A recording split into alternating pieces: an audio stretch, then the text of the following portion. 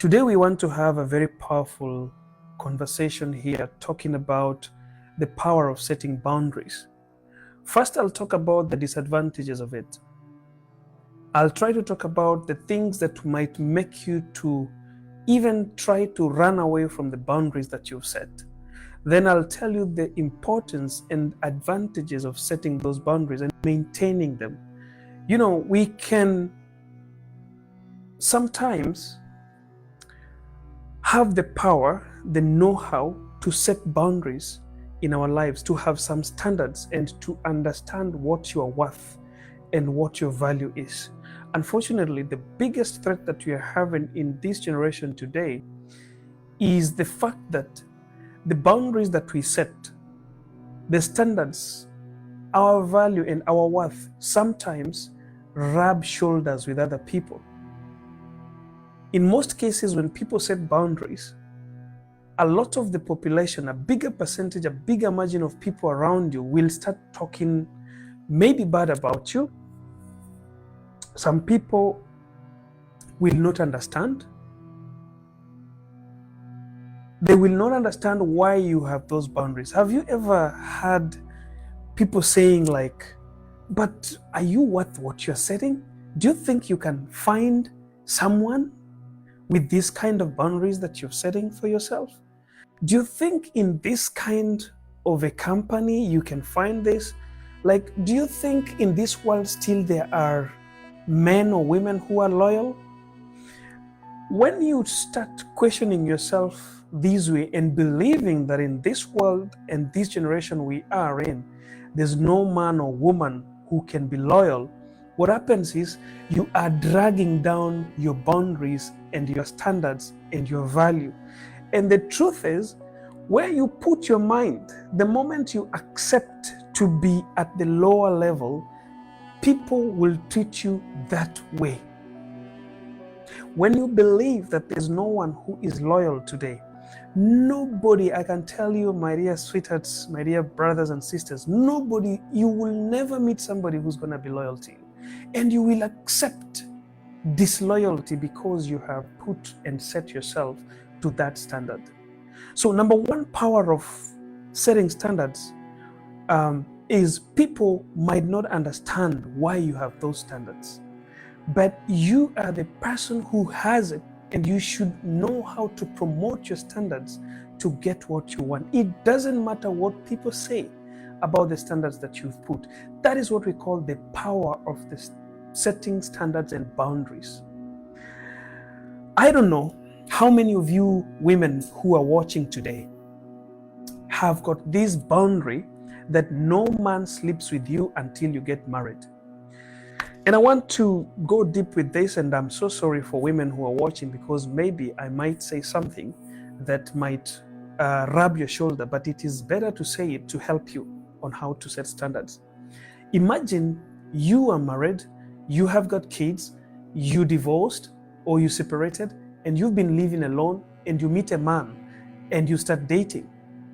And you have set your standards that the next relationship that I'm going to have, I will only sleep with this man after marriage.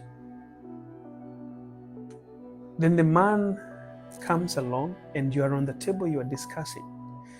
And you've got babies, you've been married before, and you're trying to tell this guy that, you know, thank you so much, Evelyn, for your gift. You're trying to explain to this man that for me, if you have to be in relationship with me, you have to understand that I'm not sleeping with any man until I get married. This man is going to question you, and that's what we are calling discouraging.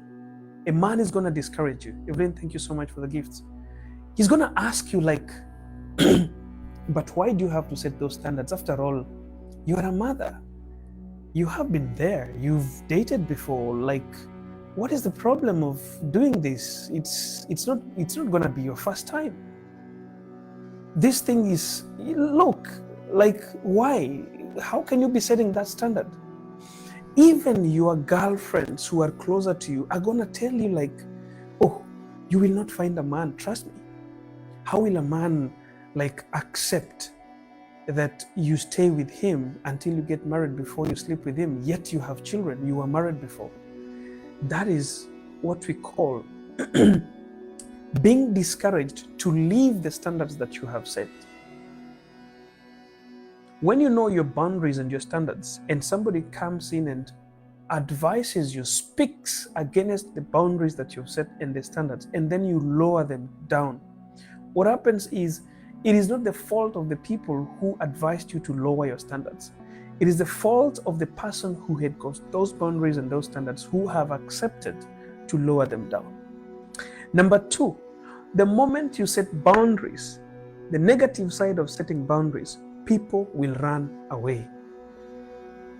And let me go deeper with this. I want to ask you something. Do you still have the friends that you had in high school? Do you still have all those friends that you had in college? Do you still have the friends you had in your previous company? Like you worked in 2-3 companies before, and you still have those friends walking around you, like they're still with you, they're still intact. One thing that I can tell you is that you lack the knowledge and wisdom of setting boundaries. Because the moment you realize and you start setting those boundaries, you start putting standards, a lot of people are going to run away. If you're not making new friends every single year, every single month, every single semi-annual, there's a problem with you. You know, for me, those friends I had in, say, 2020, some of them can't access me. Not because I wronged them or they wronged me, but because I've set some standards. There are places I'm no longer visiting. There are restaurants I cannot go anymore. There are some kind of, discussions that I can no longer do. There are some calls I can't pick anymore. There are some gossips that I can't do because I've set boundaries. Once you set those boundaries, people are going to run away. If people are not running away from your life, I'm telling you, this might look a little bit negative, but this is the truth. If people are not running away from you, if you've got the friends you had 5 years ago and all of them are still on your back, there is a problem, my sweetheart. You've got no boundaries. You lack boundaries. And you need to start questioning yourself, like, how do I set boundaries?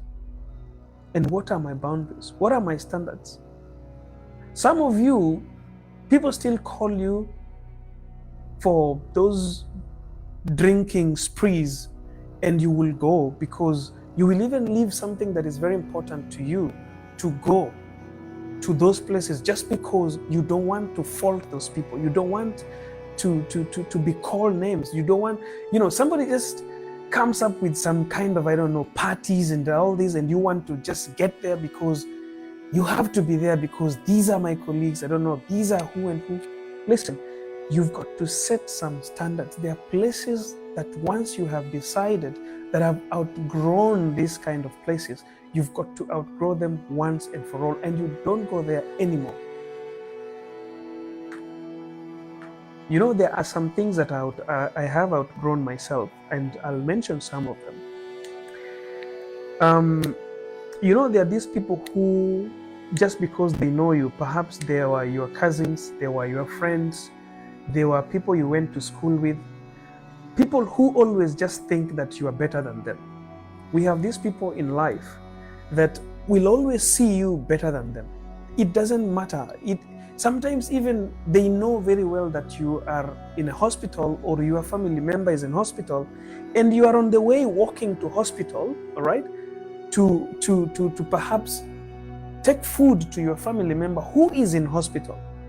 And you meet this guy, and this guy is giving you his problems, and he expects you to solve his problems or her problems just because they think you are better than them. Have you ever seen these people? And I'm sorry to use this example. You have a funeral at your home, okay? Somebody died, and you came from the capital city to bury your loved ones.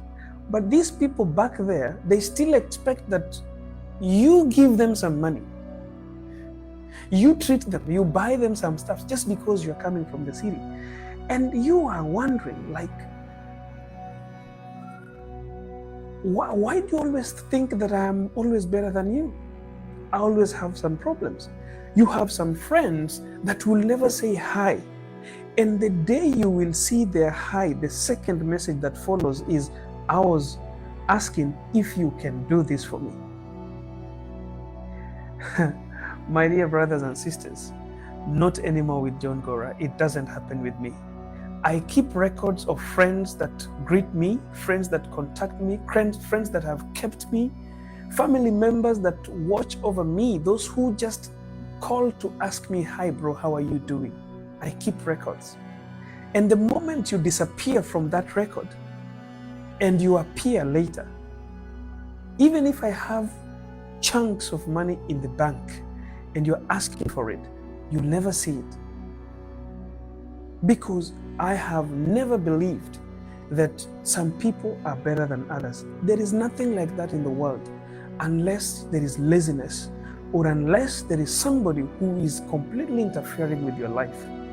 We have got everything that it takes to put our lives where we're supposed to be putting it. Number two, or number three, the disadvantage of setting boundaries. People will never understand you. Nobody will ever understand why you have put those boundaries.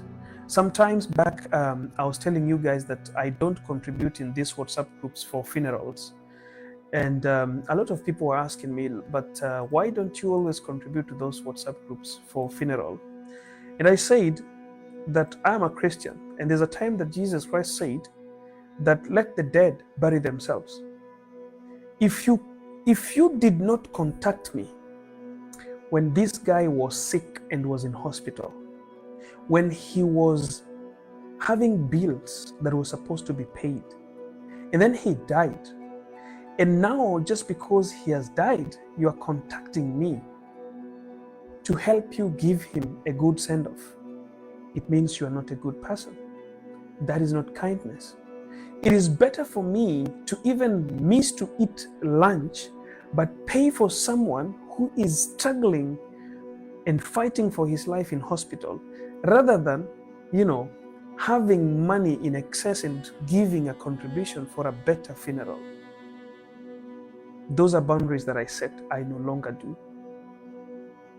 I no longer do them because we have misunderstood how to treat people when people are still alive. And we treat people so good when they are gone. And we think that that is a good send-off. That is never a good send-off. The best send-off you can give to your loved ones is to help them fight for their life until the last breath. When they make their last breath, that is what we call the best send-off. But if you are away from them, then once they gasp their last breath and they are dead, they are dried, very cold, you're telling me that you want to give your loved one the best send-off. That's not true. And those are boundaries that I set for myself. To some people, it might not make sense. And the truth is, your boundaries, your standards that you have set for yourself should never make sense to people. Do you know why most of the people lose these days? Is because most of the people want to be understood. Most of us want to be understood. You want people to know why you don't want a man to sleep with you before you get married. And somebody can question you and you are there sitting down to explain to them why you have decided to do that. It doesn't make sense to me. You have set a standard that I'm no longer going to give money to people. Somebody's going to stop you and start questioning you like, why are you not giving money to people? After all, everyone is giving money to people. Why are you not giving? And then you are there trying to, validate your decision, your boundaries that you have set. I will tell you something, my dear sweethearts. The reason why people fail to maintain the boundaries is the fact that we always try to explain. When you meet a man, for example, and you don't want this man to sleep with you, you don't have to tell them. You have to show them that it is not possible. When you meet a woman and you do not want to give them money, you don't have to tell them that, you know what, I don't give money to women. Show her that I don't give money to women, and that's my boundary and that's my standard that I have set. Unless you are my wife, you will never see me opening my pocket and giving you money. I will never do it. You are a daughter of your father, and if your father or your mother is not there, you've got to work to find that thing that you have. There's someday, one of my students asked me, because most of my students, I teach them and I tell them that, you see, when you are still dating, forget about money, exchange of money, forget about it if you've got somebody who doesn't understand why you are giving them that money. Then she asked me like, but sir, don't you think that it is good for a man to how did she say it? How is it called? But in other words, to take care of their women, that a man has to take care of their women. And then I asked her, who told you you are a woman to your boyfriend? Who told you you are his woman? That is just a boyfriend. You are not his woman. Anything can happen. That man's woman is his wife. That's the truth. Unless you have somebody who understands what my woman means, my man means. If you have somebody who doesn't understand and you're thinking that you are one, then you are missing it. Then he asked me, but sir, what happens if I lack something? And I asked her a question, like, I want to ask you, before you met that guy, who was doing everything for you?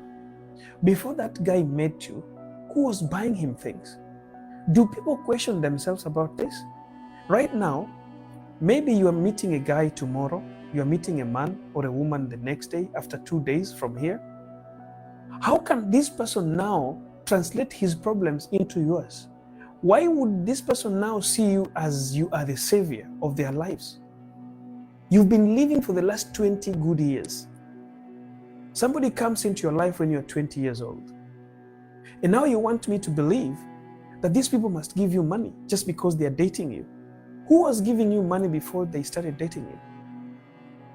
Whether a man or a woman, I'm not just talking about women here, but I'm asking even the men who ask money from their women. And you're asking money that you don't pay. You're not asking a loan, you're asking money that you don't pay from your woman. Like, where were you getting money before? The same to our ladies. Where were you getting the money before this man came into your life? That you now have to tell me that just because you're dating someone, they have to take your responsibilities. Set boundaries. Set boundaries. I one day said here, and I will repeat, relationships, especially love relationship, is not for the needy. If you are in need of money, go look for it. If you are in need of having sex and whatsoever, look for it. If you are in need of paying school fees, look for school fees. And if you are in need of a job, look for a job. If you mix two things, you find a manager, you're going for an interview, and this manager tells you that, you look so cute, the decision is on me. So if you behave yourself, I can assure you this job is yours. Let me tell you, what you're looking for is a job. You're not looking for a one-night stand with a manager to get a job. You've got a CV. If your CV cannot give you that job, my dear sister or brother, I can tell you, you better drop it. Leave it. Even if you will sleep angry for the next 1 week, drink water, but do not ever let someone to sleep with you to give you a job, because you will lose one of them. Either you will lose the job or you will lose yourself. In most cases, people who do this get themselves in a circle that is always very difficult to get out of. So don't ever sell yourself just because you need a job. When you are in need of anything, go look for it. Relationships are not for the needy. When you are needy, go fix your needs, then come back for relationship. Now, let's now see the importance of setting those boundaries.